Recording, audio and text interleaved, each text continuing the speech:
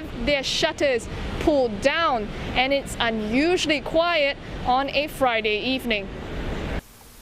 According to a poll by Singapore Tenants United for Fairness, more than 80% of businesses across retail and F&B services are experiencing a sales drop of more than half with the latest set of restrictions. About 40% are planning to shut most of their shops and lay off staff. Rebates for the rental, once again, small, but better than nothing. I think that's a good sign.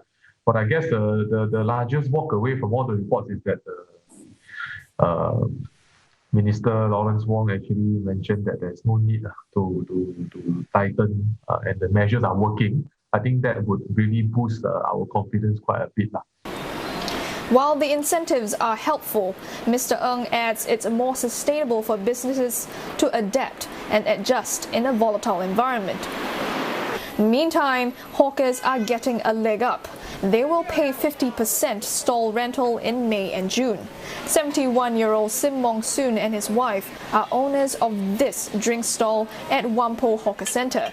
They've been here since the 70s and say it's the worst crisis they've experienced. Normally we will order every week maybe 4 or 5 crates, but now no. Now maybe I think less than a crate or maybe worse or sometimes. Facebook groups like Hawkers United have provided a platform to advertise their food and allow customers to do group orders. But elderly hawkers like Mr. Sim aren't turning to these platforms, so they rely heavily on loyal customers, since drinks may not always be on the menu compared to cooked food. Even so, he sees his glass half full. Just continue lah.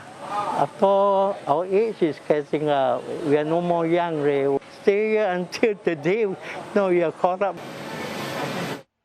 Now, the U.S. is committed to supporting India in tackling the coronavirus crisis. Secretary of State Antony Blinken made this reaffirmation during a meeting with the Indian Foreign Minister in Washington.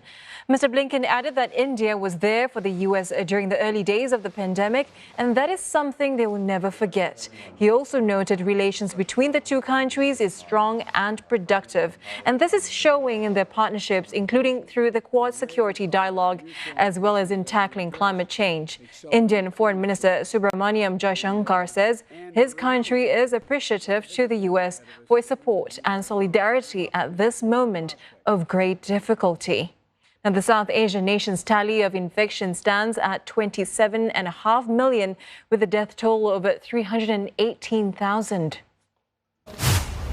The CoronaVac vaccine reduces the mortality of COVID-19 by 97%, and that is according to preliminary results of a study published in Uruguay, where 2 shots were administered to more than 712,000 people. The report notes that the vaccine is 57% effective at preventing COVID-19 infections. Intensive care admissions was also reduced by 95%. And more than 80% of Uruguay's population are vaccinated with the Chinese jab. And the ministry notes that these statistics are basic and should be interpreted with caution.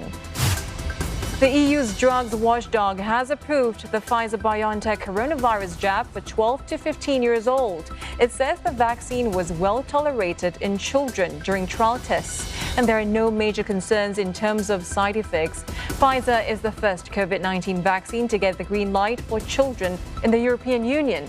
And Germany said it will start vaccinating children over the age of 12 from the 7th of June once it gets the regulator's authorization.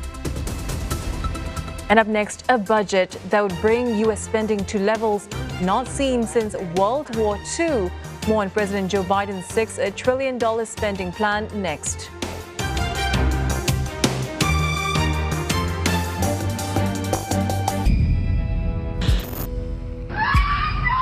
They treat me like a snake.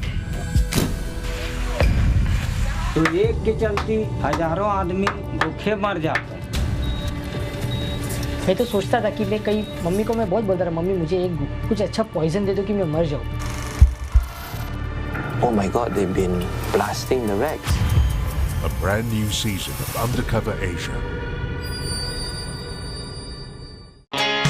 I make YouTube videos. While he does bespoke carpentry, I get up close with a new generation of local craft people. Whatever it took to become a woodworker, I think I did it. Starting with a furniture artisan. If you're a CEO, the desk represents you. Will I keep on my fingers? Handmade Tales, a brand new series, Sunday on CNA. From the top stories in Asia, a quicker, portable way of testing for COVID-19 in just 5 minutes, to breaking news in the US and Europe. US President-elect Joe Biden is set to formally introduce his top economic team. With an eye on markets opening across the world. Wall Street's major indices all closed the month with double-digit percentage gains. It's the one bulletin that offers you a global perspective. World Tonight, daily, on CNA. A second wave of COVID-19 is pushing India's healthcare system to the brink and putting the brakes on the country's economic recovery. And many states have reimposed virus curbs, including lockdowns, and the pandemic is inflicting more pain on households and businesses. On your next Asia First, find out how experts are lowering their growth forecasts and saying fiscal support is urgently needed.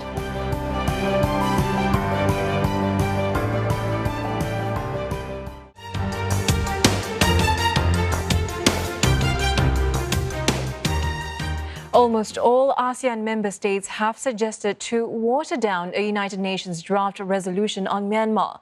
A Reuters report says the ASEAN nations, with the exception of Myanmar, wrote to the Liechtenstein to propose amendments to the resolutions. The European country had drafted the resolution. The proposed changes include the removal of a call for an arms embargo on Myanmar. Now, the vote on the resolution was supposed to have been taken place at the UN General Assembly last week, but that was postponed. Reuters say the 9 ASEAN nations sent the letter to Liechtenstein on the 19th of May, stating the draft resolution cannot command the wider support in current form. They urged for it to be tweaked so it's more acceptable by countries mostly directly affected by the crisis in Myanmar. Now, they said the resolution needs a wide consensus for it to be helpful on the situation. The 9 nations also requested to reword a point condemning the detention of Aung San Suu Kyi and other ousted leaders. They wanted to instead call for their immediate and unconditional release. UN General Assembly resolutions are not legally binding, but they carry political weight. Unlike in the UN Security Council, no country has a veto power in the General Assembly. The White House has announced it will impose sanctions on Belarus for the arrest of dissident journalist Roman Protasevich. Washington is also working with the European Union on a list of targeted sanctions aimed at key allies of Belarus President Alexander Lukashenko. Now, Mr. Lukashenko is currently in Russia to seek assistance from Mr. Putin as tensions intensify with Europe. Many European nations have imposed flight bans on Belarusian aviation, with many airlines avoiding flying into its airspace.